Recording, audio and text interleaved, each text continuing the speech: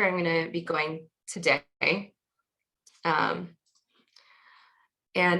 since we do have a larger group, we're going to ask you to hold your questions to the end, but I'm happy if you would like to put any questions in the chat and we'll try and get to them then towards the end so that everybody has their turn to comment or ask a question. Thanks so much. So as you heard, I have a background in law and policy, and I did work on human trafficking up in DC through the Alliance to End Slavery and Trafficking. Here in Orlando, I work with the UCF Center for the Study of Human Trafficking and Modern Slavery. So I just wanted to talk a little bit about this center since we do have a UCF crowd here today.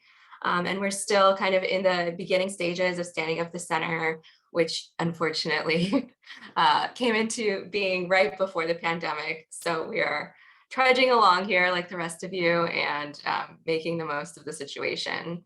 So this center was established in 2018 to address the growing concern and community interest in human trafficking.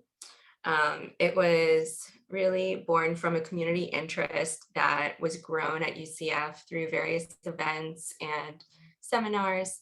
And its mission is to expand the understanding of human trafficking at the global level in a very comprehensive and interdisciplinary way. So we hope to accomplish that via 5 goals: community engagement, which is really utilizing UCF's convening power to engage our community affiliates and students, professors, outside organizations to work together. Research, as you know, UCF is really a powerhouse for state-of-the-art research, and we hope to act as a hub for research on the topic of human trafficking. Education, which is where these webinars have come in, as well as community engagement. These webinars during COVID have been great, and I encourage you to go to our website and look for more upcoming events and webinars that we'll be holding in the spring. We hope to offer training, which we have been doing, and student fellowships and survivor scholarships. It's a dream for us to eventually offer as well. So I'd like to start out with this quote by Kevin Bales and Ron Sudalter, 2 very prominent modern day abolitionists. And they say that more than twice as many people are in bondage in the world today as were taken from Africa during the entire 350 years of the Atlantic slave trade. So I just find that shocking and very meaningful to put into perspective the level of the problem and just the magnitude of it on a global scale. So the scope of human trafficking is very hard to know. It's really a hidden crime. And so estimates vary very widely because of that reason. The ILO, the International Labor Organization, measures it at about 40.4 million people worldwide currently in a trafficking or slave labor situation. And that's on the high end. In the United States, the DOJ and FBI numbers are much lower, and they come in at about 27 million people worldwide. Within the United States, it's estimated 50 to hundreds of thousands of people in the United States alone are in a trafficking situation. And again, you can see the numbers are just varying very widely. The ILO estimates that it's about $150 billion worldwide industry. And it's considered to be the fastest growing transnational crime. And it's said that every country is touched by human trafficking as a source, a transit, or a destination country. And what that means is that the victims are sourced from that country, the victims are traveling through that country, or they're ending up in that country to do the labor that they've been trafficked for. So a source, a transit, or a destination country. And the United States is considered both a transit and, all 3 of these: a source, a transit, and a destination country for human trafficking.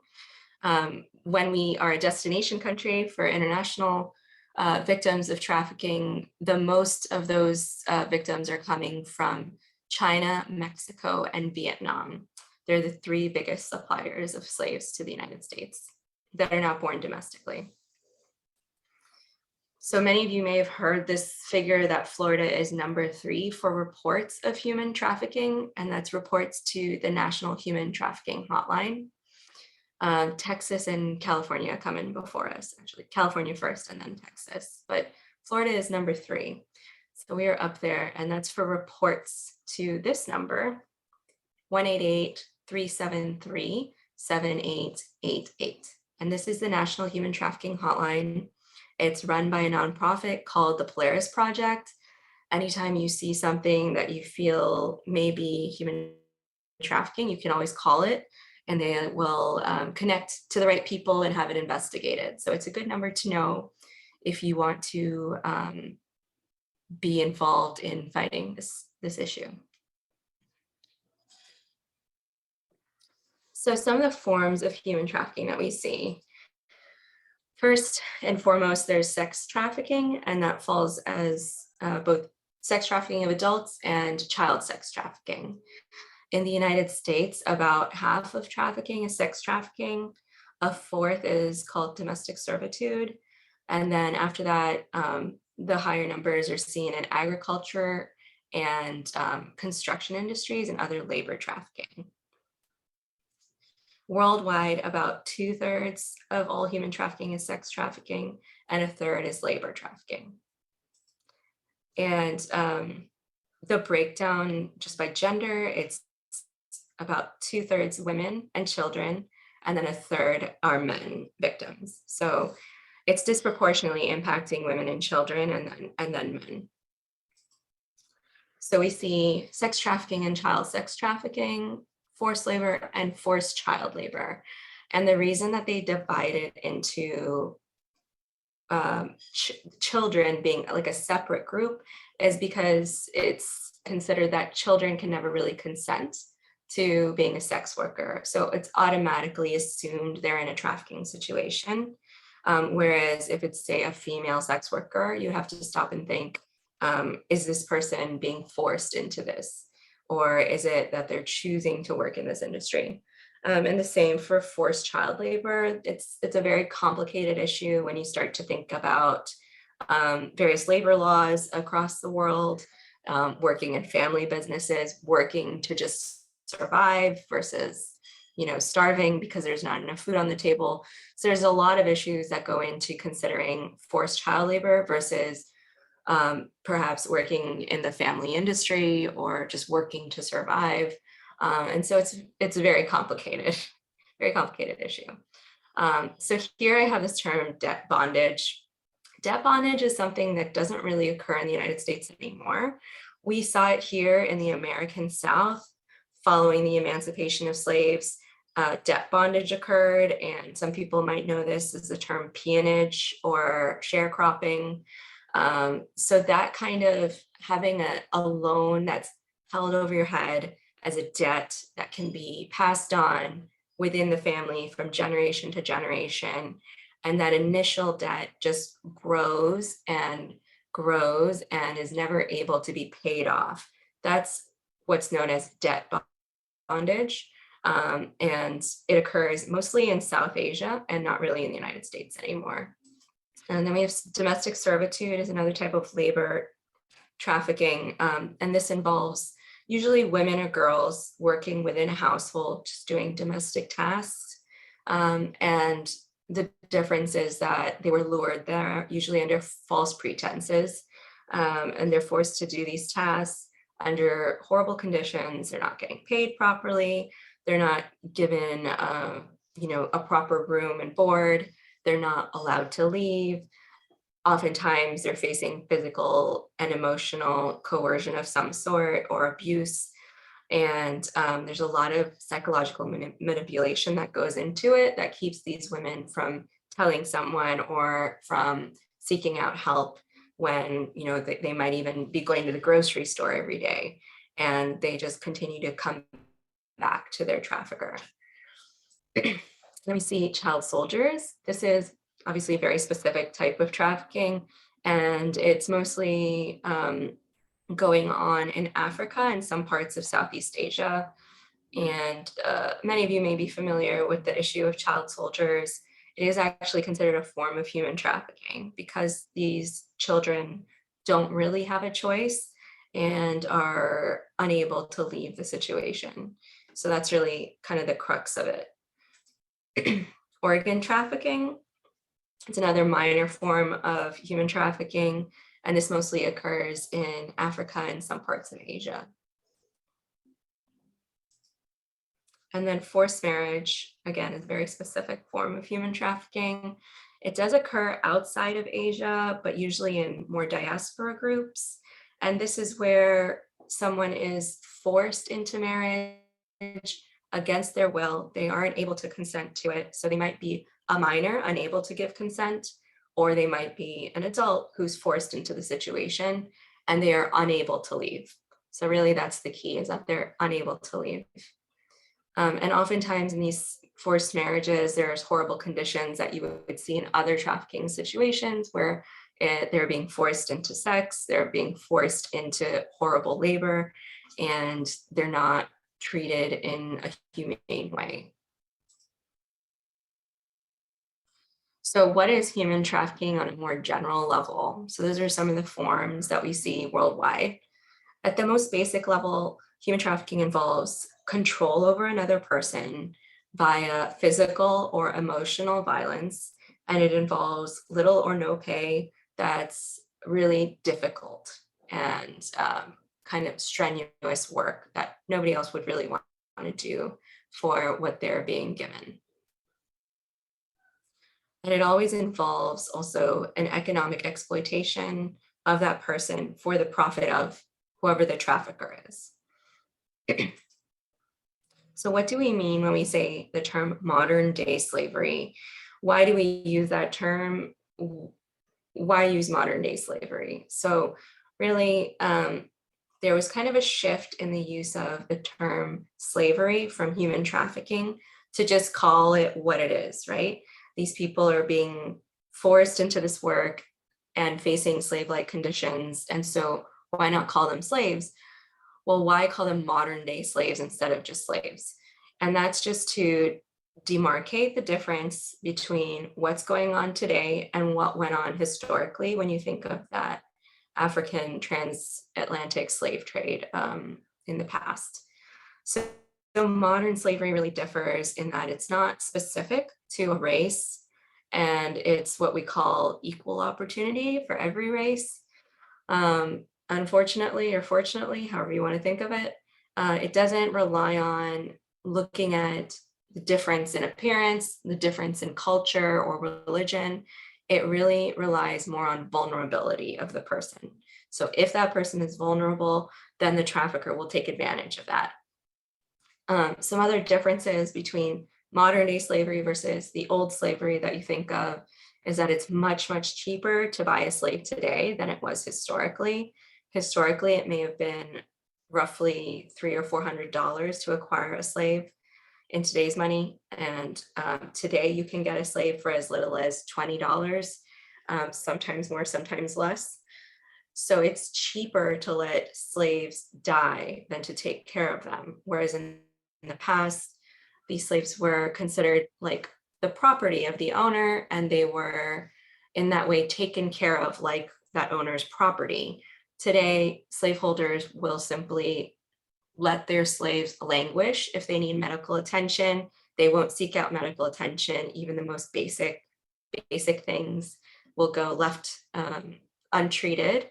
And so modern day slaves face really horrible treatment, horrible conditions, just a basic lack of healthcare and living conditions. Obviously, today slavery is not legal. In the past, it was legal. For that reason, it is a very hidden crime. And for that reason, we don't really have great numbers as to how big the problem is. Another difference between the old slavery and the new is that new slavery or modern day slavery involves an opportunity. So it's an opportunity that's presented to a victim who appears vulnerable in some way. So it could be someone from a poor village who's approached by a recruiter saying, I can get you a job in the big city. I can get you a job in the United States, or I can get you a job in Europe doing this sort of work in a hotel, or this sort of work at someone's home. But it's really all false. It's a false contract. It's deceptive. And when they say yes, they're slowly lured into what's called the pipeline, and their freedom is taken away. They're disoriented. They're sometimes given addicted to drugs, or deprived of sleep, deprived of food, and their freedom is taken away, and they face that physical and emotional coercion. And before they know it, they're trapped in a trafficking situation. So human trafficking is defined at an international, a national, and a state level. Internationally, the United Nations has something called the Palermo Protocol, which defines human trafficking very, very broadly. I'm going to focus more on the national and state levels and what it means. So on the national federal level, we have the Trafficking Victims Protection Act. The Trafficking Victims Protection Act, which was just reauthorized, which means it was reaffirmed and kind of tweaked in 2019, says that human trafficking is the act of recruiting, harboring, transporting, providing, or obtaining a person for compelled labor or commercial sex acts through the use of force, fraud, or coercion. So really today, what's more important than the transporting of the person is that force, fraud, or coercion. So that's always something that needs to be proven in a court of law if you're lucky enough to see your case taken to a court of law. And it's broken down, as you can see here, into labor and sex trafficking. So similarly, the Florida state law that defines human trafficking says that human trafficking is a form of modern day slavery, and victims of human trafficking are subjected to force, fraud, or coercion for the purpose of sexual exploitation or forced labor. So very, very similar here in the state of Florida. And Florida has actually been at the forefront of the fight against human trafficking, possibly because our state has seen so many cases, has been so highly impacted by this phenomenon. We've been producing laws, training police, and very active in the fight against human trafficking for a long time. Florida actually has relatively new laws and rules that require continuing education for healthcare, massage industry, hotel, tourism, and frontline workers. So they're required to do continuing education on the topic of human trafficking and to report it as mandatory reporters. So some of you may be in some of these industries, and so it's good to know, and you may have already done continuing education on the topic because this has been out for a few years now. Schools are also required to teach human trafficking to children at an age-appropriate level. And Florida is really at the forefront in that, teaching human trafficking in schools. So good job, Florida. So then you might ask, why trade humans? Why humans, right? Why not some other thing? Like, why not to trade in drugs or animals or something else? So it's really terrible to think of it, but there's a low startup cost for acquiring a slave today. There's minimal risks because, again, this crime is hidden. It's hard to detect. You might see someone working in a kitchen and think they're just working in a kitchen, but really they're in a trafficking situation. So it's hard to detect. So there's minimal risks. There's high profits, again, because of low startup costs and a very low amount of money that's put into maintaining these people. There's a huge demand for cheap labor and a huge demand for cheap goods. And so cheap labor makes cheap goods. And so there's a large demand. People can be sold repeatedly. So when you think of sex trafficking, that's the case. These women are used repeatedly over and over again. There is more profit to each criminal involved in a human trafficking ring. So more profit, lower costs, minimal risks, and these are all reasons. So thinking about the global reach of human trafficking, like I said, human trafficking can occur all within one country as a source, a transit, and a host. Um, so for example, aside from the United States, where this happens, in some Asian countries, you see specifically in the sex industry that sex slaves are taken from these smaller towns and promised a great job in the city. And they're actually taken into the sex industry in these cities. And it's actually a preference in these Asian countries to have domestic sex slaves, right? They don't want someone from outside, they want local girls. And so it's all within that one country for that reason. And that's not really the case in the sex industry in the United States or in Europe, but it's more the case in Asian countries. So increasingly, victims are traveling long distance. And some of the reasons for that are this phenomena of globalization, cheaper travel, supply and demand. So where there's a need for cheap labor, and there's a big source of cheap labor, so they'll leave one area and go to where there's a need and where there is an opportunity presented for work.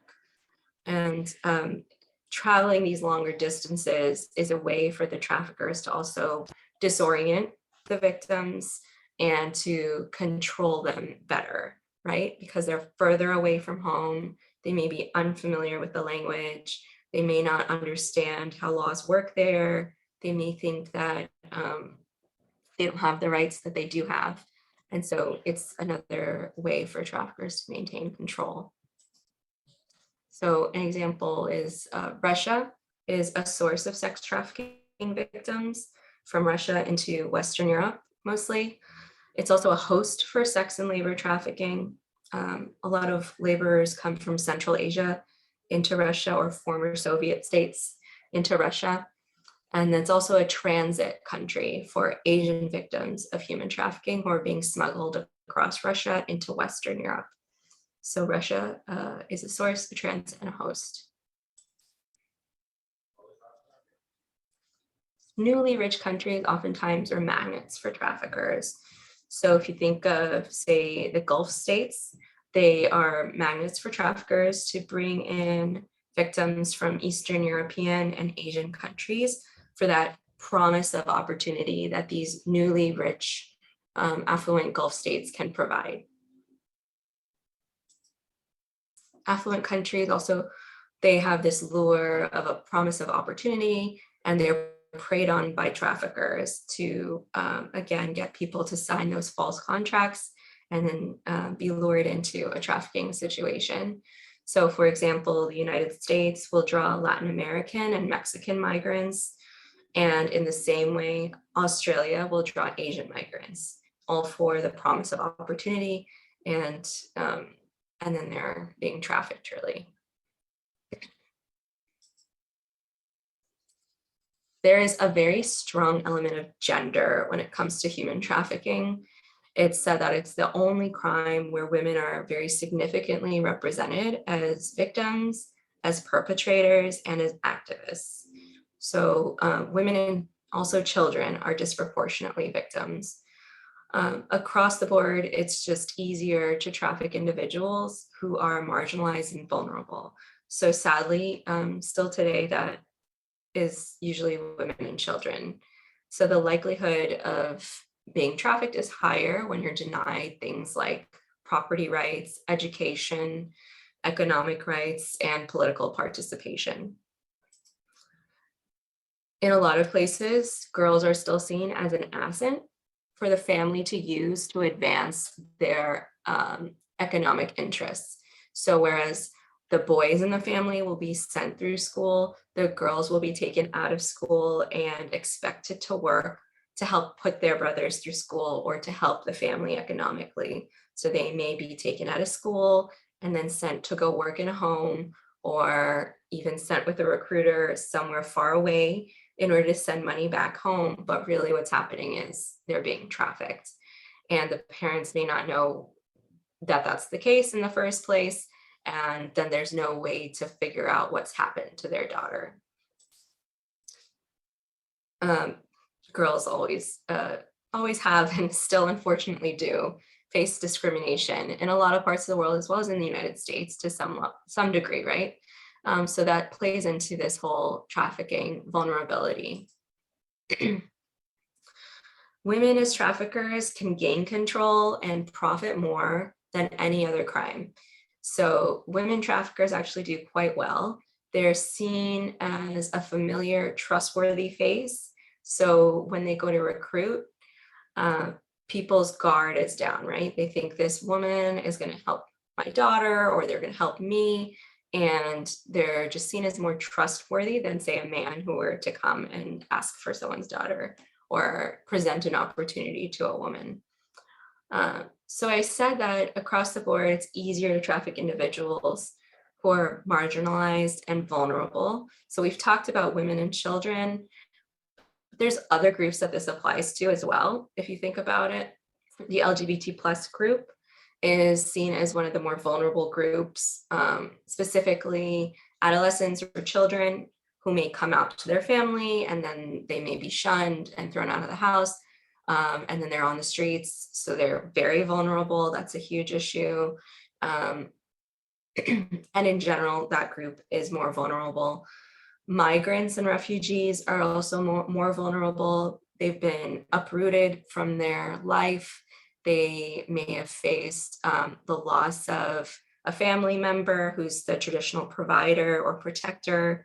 They may have lost basically their entire infrastructure that they depended on, their church, their community, and their support system is gone.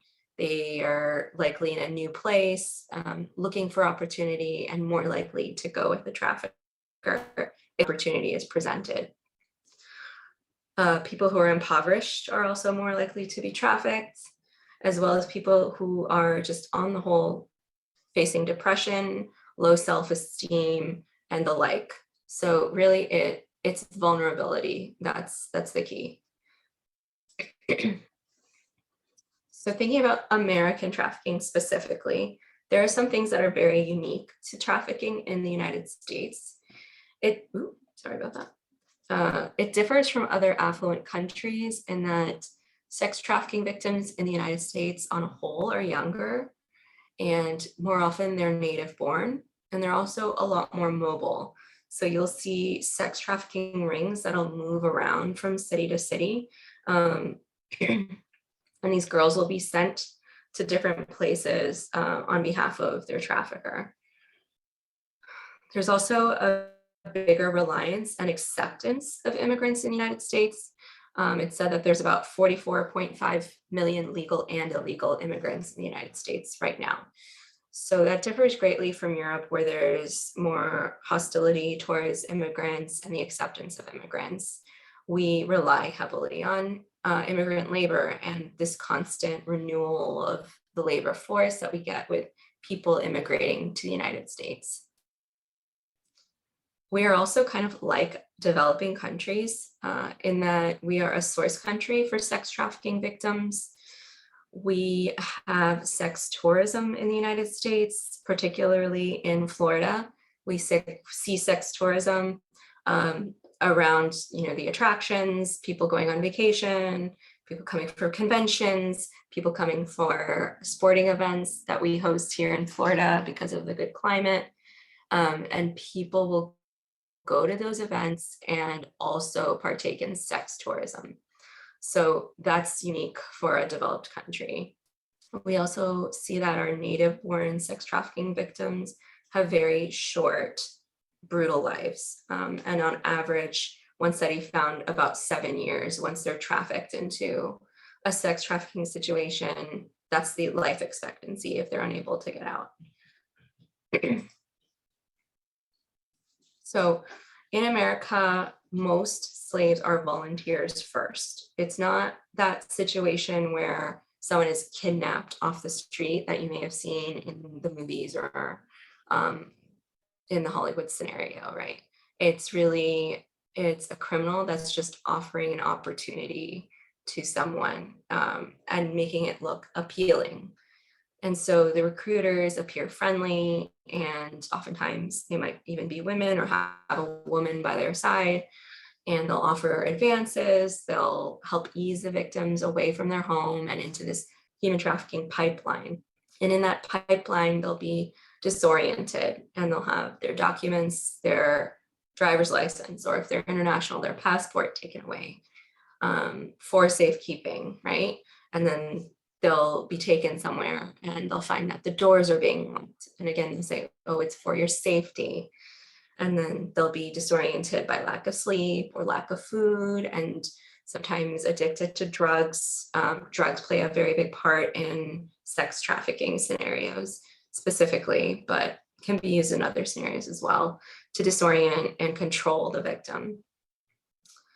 And then the person will be threatened and punished. Once they're at their destination, they're threatened into doing whatever the labor is for their trafficker, and they'll punish them if they refuse to do that work. Punishments can be very brutal.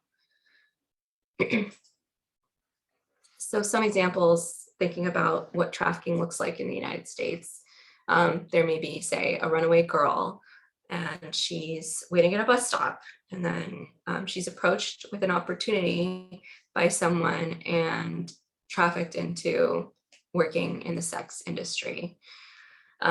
There's also been several cases of slave labor being used in Florida in the tourism industry and big resorts, as well as in the agricultural industry, picking tomatoes, picking citrus, and other crops here in Florida.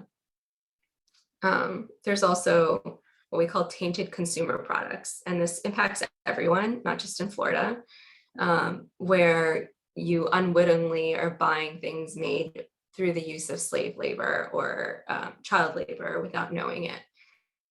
And one of these products is chocolate, another maybe seafood.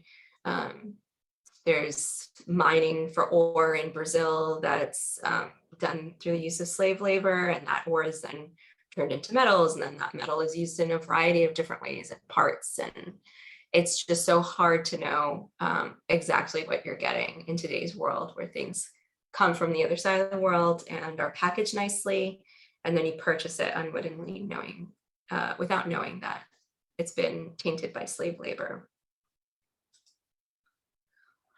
Another big trend today is the use of social media. So here, Polaris Project, which I mentioned, runs this National Human Trafficking Hotline. They released this report on the use of social media in human trafficking. And as you can see from this matrix, Facebook is used heavily, Instagram is used heavily, and then all the different chat apps like WhatsApp, WeChat are also used really heavily by traffickers in different ways. It's really, this matrix is a kind of an overview of some of the intersections that different social media platforms may have with victims and traffickers of various types of trafficking. So each dot can represent one or more touch points throughout the trafficking life cycle, including during the recruitment of that person, or to facilitate advertising of a sex slave, or for the abuse of that person, even psychological abuse, or overall business operations of the traffickers might be conducted on these platforms. So social media is used very, very heavily in today's model of human trafficking. So some ways that you can take steps to protect yourself on social media might be turning off the location on your phone from always to just while you're using an app, or turning off photo locations. If you were to take a photo in the background, it actually marks where that photo was taken. And then if you were to post that photo, you can figure out where that person was in that photo, right? And as people are very actively posting nowadays, the second you're doing something, you got to post about it, right? So that can be used by traffickers who may be following you on social media. Also, another way to avoid trafficking situations on social media is to just try to only engage with individuals that you know in real life, that you've actually met, not just the random person who might ping you on a social media platform. And also just being careful in general about what you post, as it's never really gone. Even once you take it down, it can still be found and it's still kind of out there once you post it. So social media. Another facet of trafficking in the United States is what's known as the Johns. So the Johns are really not Richard Gere. There's really kind of a unspoken understanding, right, that men have a right to buy sex, and that's sort of changing now, but it's still there, right? So there's this cultural kind of political ambivalence towards the buying of sex, and these Johns are not like Richard Gere, and the prostitutes are not just like giggly, smiley adult women like you see in Pretty Woman with Julia Roberts. And while the women are brutalized over and over again and face horrible situations, they're still the ones who are usually taken in. They may be arrested even when they're in a trafficking situation, and they're doing this against their will. So the girls are arrested, but the Johns, the people who are buying and the people who are creating the demand, are rarely arrested, even today. But there has been a response to this phenomenon called John schools, where they'll take these men who have been arrested for solicitation, and they'll be given an education about what's really going on in a human trafficking situation where a girl or a woman is being sold as a sex worker. And they'll be, made to understand the negative sides to it, that they're not really able to leave, that they're being forced to take drugs. It's a health hazard. There's all kinds of societal and public health things that go along with the sex industry. And these schools have helped to reduce the recidivism of men who are arrested for soliciting. So they've been found to be helpful. So that's a positive step. Then we have this kind of culture in the United States of the pimps being kind of glamorized. There's like pimps and hoes parties and players balls. There's also a newer phenomenon called sugar daddies. So in the past, these are like pimps and hoes, right? So it was really like this glamorized thing. But in reality, many of the women were being sold by their pimp, who was being sort of presented to them as a boyfriend.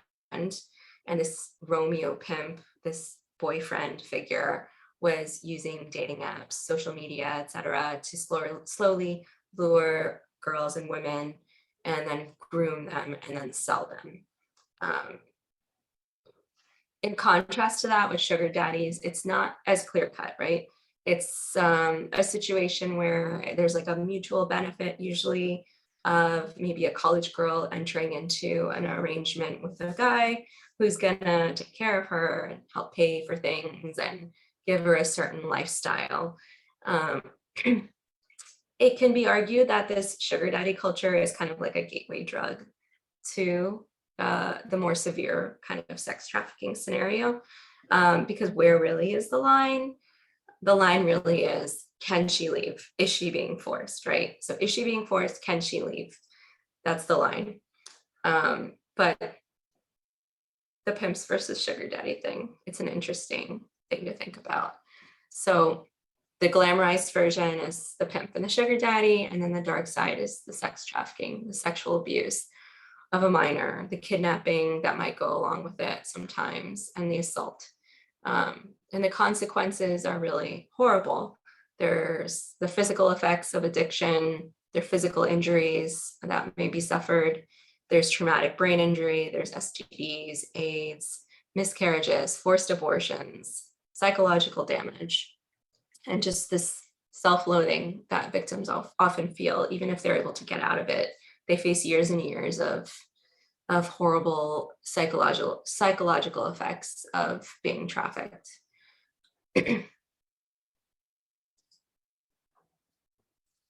So thinking about child sexual exploitation in the United States, trafficking of children is on the rise. And again, there's no such thing as a child prostitute, right? The child can never actually consent to being a sex slave or being a prostitute. So by Florida law, a child is presumed to be a victim of sex trafficking. In the United States, on average, a child starting in the sex industry is 11 to 14 years old.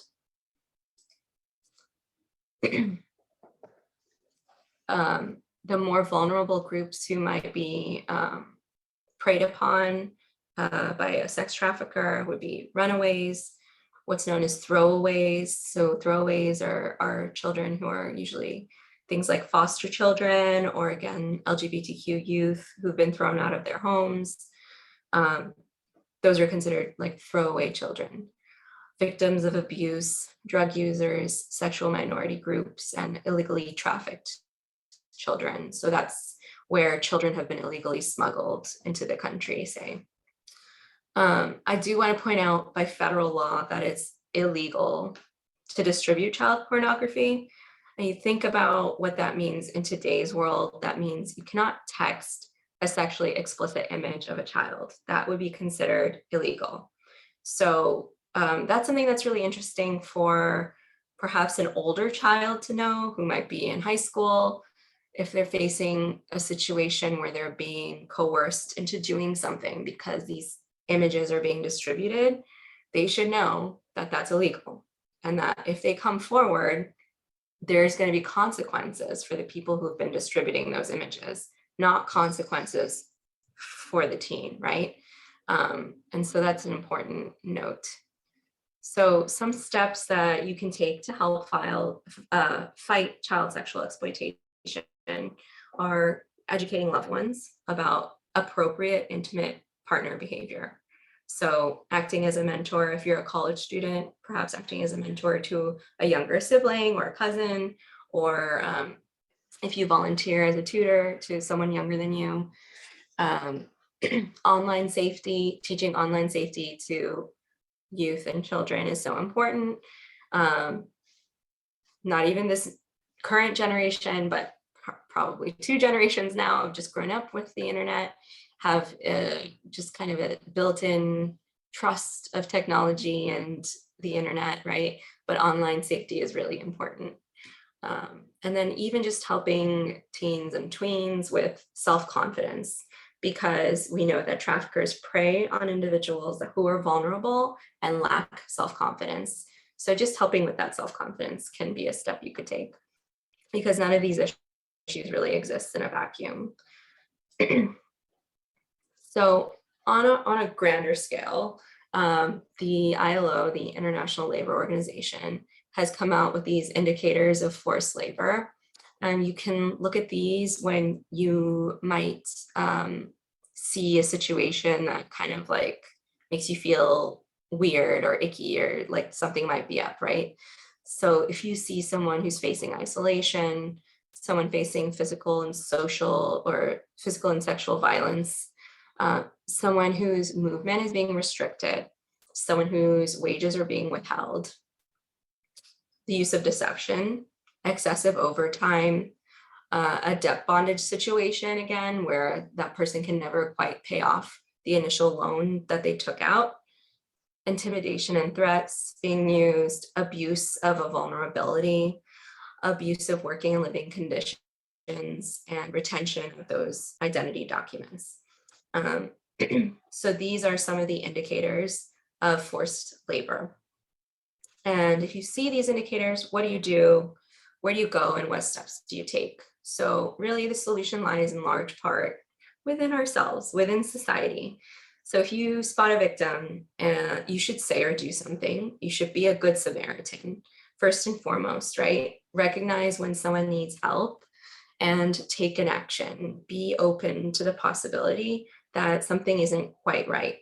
Be open to human interaction with people who are serving you, people who are doing those smaller, more menial jobs that nobody else wants to do.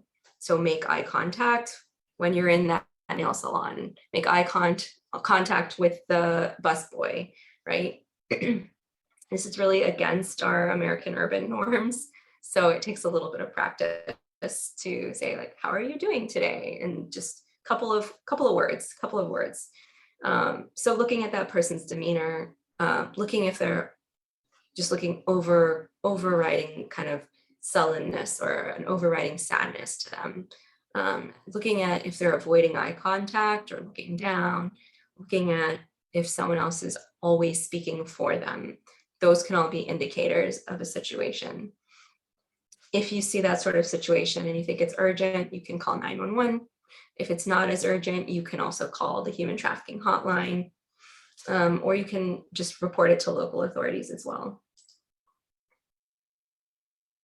So thinking about, because this is a university setting, if a student or a young person is caught in a human trafficking situation, it might present a little bit differently. So the US Department of Education has come out with these human trafficking of children in the United States, a fact sheet for schools. So these are all things that you can find through the Department of Education. So unexplained absences from school or being a truant, being unable to attend school on a regular basis, chronically running away from home over and over again, making references to frequent travel to other cities, exhibiting bruises or physical trauma, withdrawn behavior, depression or fear, lack of control over his or her own schedule or documents. Obviously, if it's an older student, right? Being hungry or malnourished and inappropriately dressed. So based on the weather, they're just not wearing the right kind of clothes. Showing signs of drug addiction. And these are all kind of things that are more unique to students that you can look at if you think something may be amiss. So if you see these signs in a student, what steps do you think you could take? Here at UCF, we have victim services, right? You could go to victim services, talk to them. You could go to the counseling center and talk to them. You could also go to UCF police and talk to them. If it's more urgent, you can always call 911. You can always call the human trafficking hotline as well. So those are all things that you can do.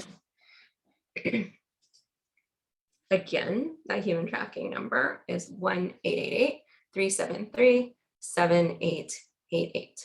And that's the National Human Trafficking Hotline. And they will take the case and look into it in an appropriate way, depending on what's going on. So before I end, I just want to go a little bit into this idea of dirty supply chains and being a conscious consumer. So when we talk about slavery and supply chains, we're referring to how many slaves have been used in the life cycle of a product, from say the mining of minerals or the picking of the cotton, to then the smelting or the creating of fabrics, to then the making of the car or whatever other industrial products, or embroidering and sewing of the textiles.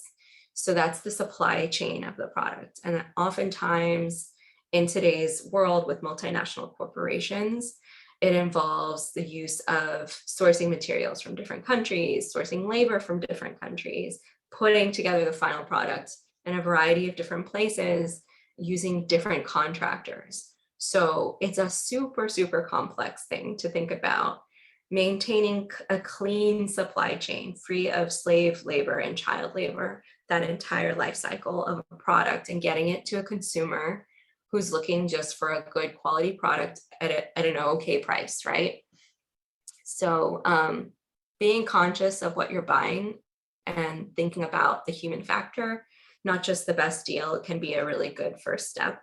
I really like this website. It's called slaveryfootprint.org, and it's been out for some time. It was a partnership between Department of State and a nonprofit where you can go in and put in information about your lifestyle. It doesn't save anything. And it'll tell you approximately how many slaves are working for you based on the things that you own, the things that you eat, and the things that you purchase. And then it'll give you ways to educate yourself and find cleaner products. This is a Department of Labor list of goods, where goods that are made, most likely to be made with slave labor, are in bigger, bolder sizing, and then other goods that are also made with slave labor are in this image.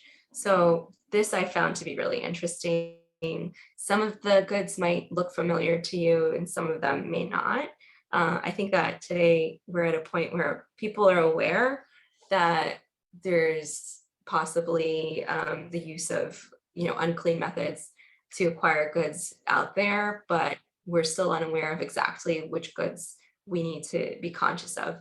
So some of the big ones are cotton, cattle, sugarcane, garments, bricks, not really as much in the United States, but more in Asia and Africa, gold, fish, coal, textiles, diamonds. Those are some big ones. I think people have probably heard of coffee and chocolate at this point. And so these are some of the goods that have been known to be made with child and forced labor. Here's the same sort of thing in numbers of, so number of goods produced globally by production sector. And then you see child labor in blue and forced labor in red. So number of things here. You can go to the Monterey Bay Aquarium Seafood Watch and look up seafood that you may be purchasing to figure out what's made sustainably and without the use of slave labor. So ethically caught seafood. And they also have an app. So if you're ever like out eating, you can put in what you're thinking of buying or eating that day and see if it's been sourced in an ethical way. So that's it for me. And then I'd love to take some of your questions. Here's my info. Feel free to reach out to me at the Human Trafficking Center here at UCF. And thank you all for your attention. So we did have some questions come in for you. Our first question is from Chief Metzger. Chief, if you're able to unmute and ask your questions, feel free to go ahead. If not, we can read it from the chat.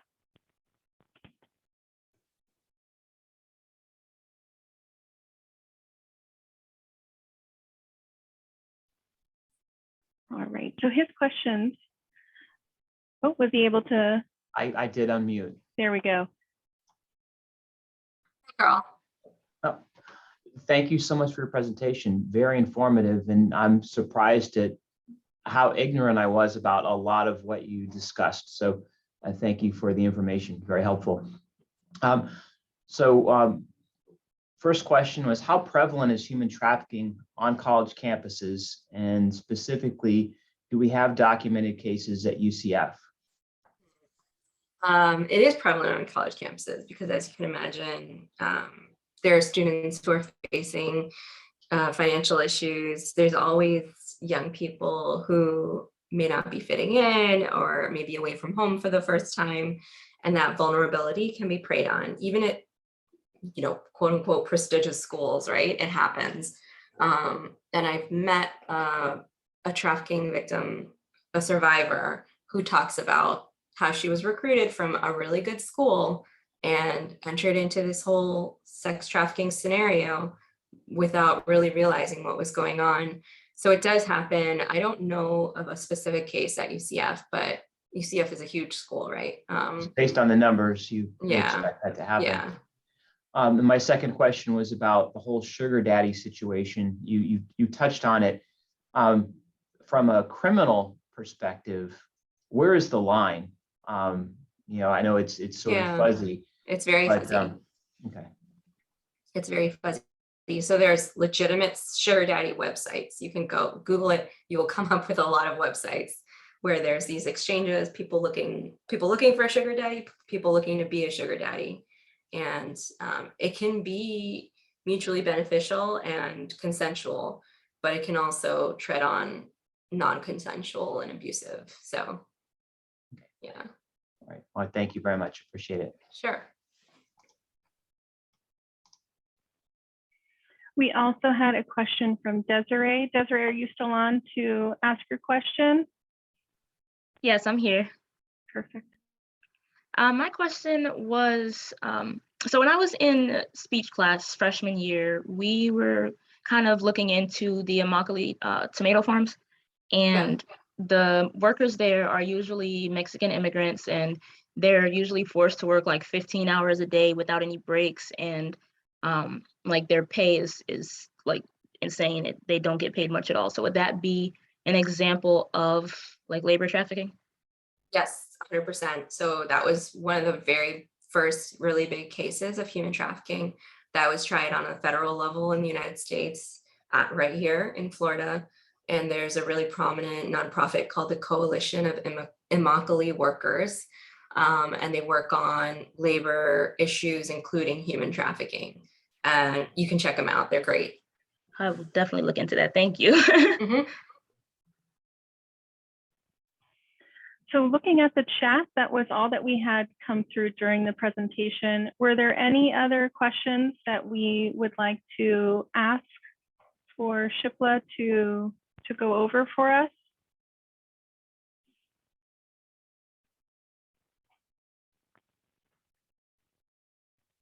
I've seen a lot of thank yous for the presentation.